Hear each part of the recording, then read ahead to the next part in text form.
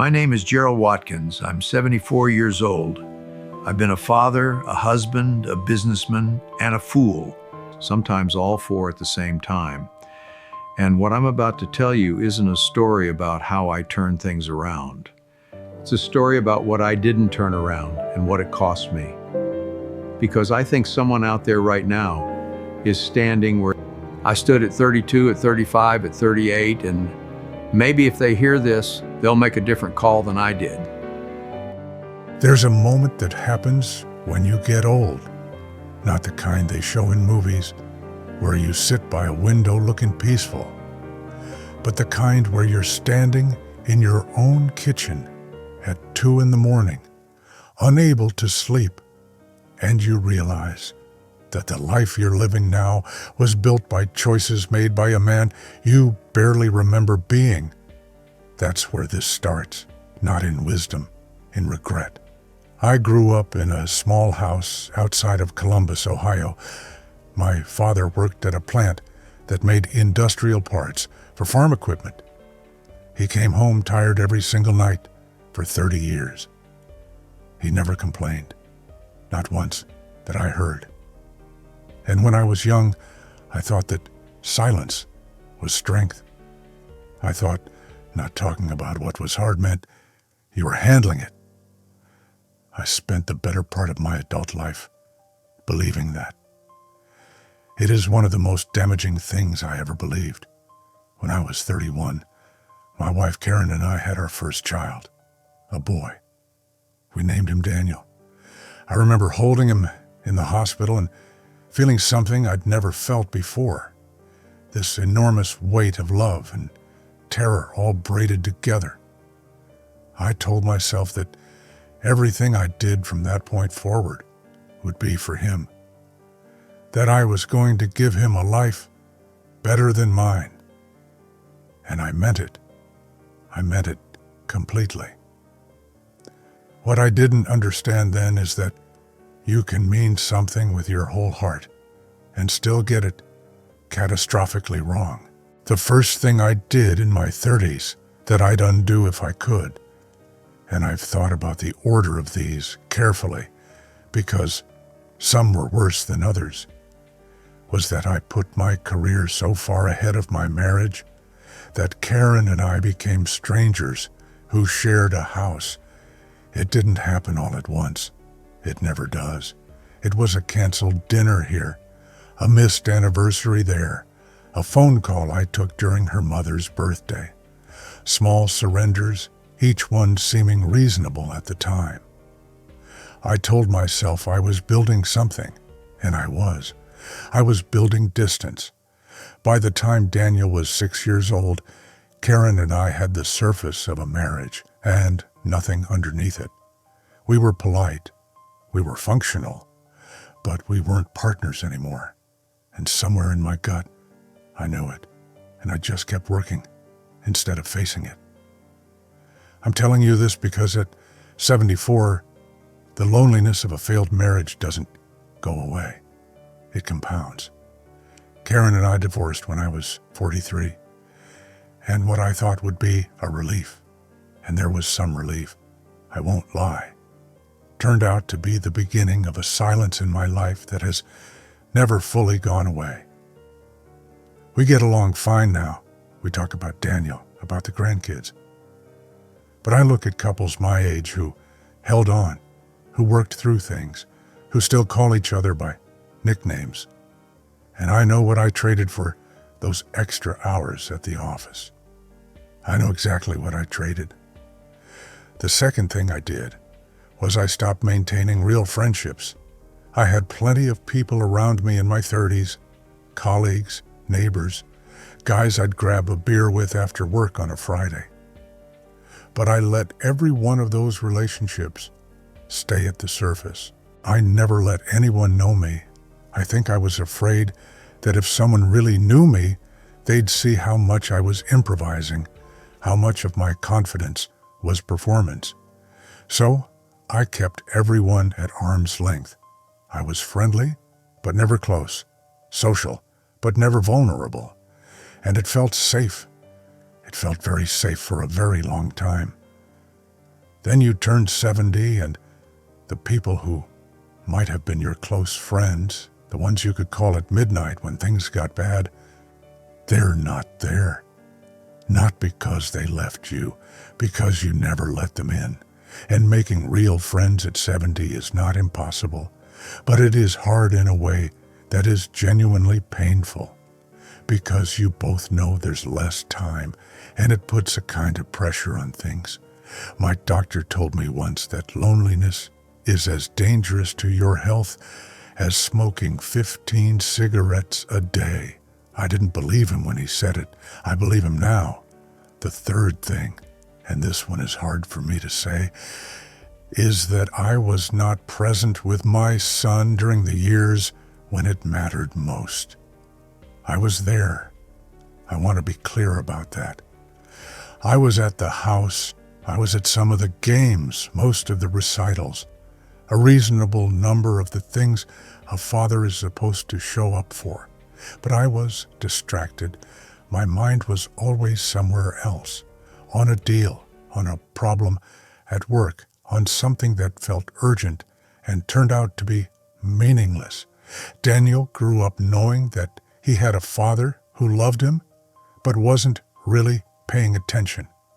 He told me that once, about 4 years ago. He didn't say it to hurt me. He said it matter-of-factly, the way you say something you've known for a long time. And I didn't have a single word in my defense, because he was right. The relationship I have with my son now is good. It's genuinely good. But it was built mostly by him, by his patience, his willingness to let me show up differently once I finally understood what I'd been doing. I am grateful for that every day. But I also carry the knowledge that his childhood happened once, and I was half awake for most of it. That's not something you get back. There is no making it right. There is only moving forward and hoping the next chapter is better, and in our case, it has been. But the loss of those early years is real, and it stays with you. The fourth thing I did was I ignored my body for an entire decade. I was healthy in my 20s, naturally lean, high energy, never thought about it. And then my 30s came with stress and long hours and bad eating, and I just kept ignoring what was happening. I wasn't sleeping enough. I was drinking more than I should have. I wasn't exercising. And every time a doctor suggested I make changes, I'd nod and then do absolutely nothing. I felt invincible in a quiet, unexamined way. The way men of my generation often did. We didn't talk about our health. We didn't go to therapy. We toughed things out and figured the body would handle itself. By my mid-60s, I had high blood pressure, type 2 diabetes, and knees that needed replacing. None of it was a surprise to my doctors. All of it was preventable, or at minimum manageable if I'd taken it seriously 20 years earlier. The things I cannot do now, the hikes I wanted to take, the travel that requires any real physical stamina, the ability to pick up my grandchildren without my back reminding me of every bad decision I ever made. All of that traces back to choices made in my 30s when I felt too busy to take care of myself. The body keeps the score. I've heard that phrase. It's true in ways I wish I didn't understand personally. The fifth thing was money. Specifically, the way I made financial decisions based on how things looked rather than how they were. I made good money in my 30s. Not rich, but comfortable. And I spent it trying to appear more successful than I was. Bigger house than we needed. Nicer car than made sense. Vacations we couldn't quite afford. I was performing prosperity. And I did it for years. The retirement I should have been building, I was spending on appearances. The investments I should have been making, I was putting into things that depreciated or disappeared. I wasn't stupid. I knew better in the abstract. But the pull of looking like I had it together was stronger than the discipline of actually building something real. I'm comfortable now. I want to be clear about that. I'm not in financial crisis, but I am not free in the way I imagined I would be at this age.